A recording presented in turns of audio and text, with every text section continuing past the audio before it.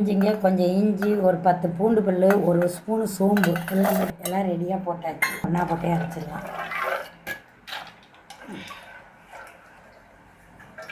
உருண்டை குழம்புக்கு இப்படி அரைச்சி இப்படி செய்கிறது தான் ருசியாக இருக்கும். உப்பு போட்டுட்டேங்க. மீடியமாக குறைன்னு அரைச்சி வச்சுருக்குறோம். வெங்காயம், தேவையான அளவுக்கு மல்லித்தழை, கருவேப்பிலை எல்லாம் போட்டு பிசைஞ்சிக்கிறோம். கரண்டி எண்ணெய் ஊற்றிருக்குறேங்க. 1 ஸ்பூன் வெந்தயங்க, 1/2 ஸ்பூன் சோம்புங்க, இதில் பச்சை மிளகா 2 பொடி போட்டுருக்குறேன். வெங்காயம் போடுறேங்க. பொரிஞ்சு வச்சுக்கோங்க. 2 தக்காளி வெட்டி வச்சுருக்கணும்.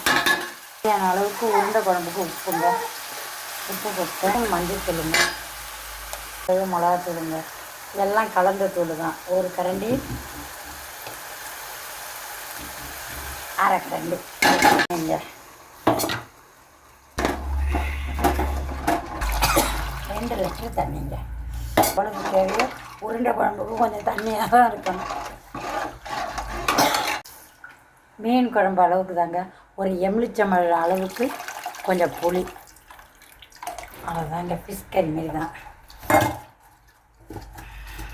இருக்குங்க. இந்த மாதிரி கொதிக்கும் போது உருண்டையை போடணும்.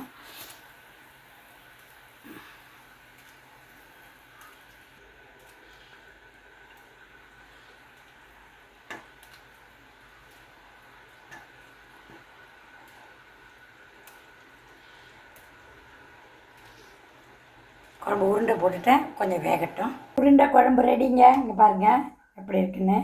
உருண்டை குழம்பு பாருங்கள், உருண்டை எப்படி இருக்குன்னு. உருண்டை குழம்பு பார்த்தாங்க. உருண்டை குழம்பு ரெடிங்க.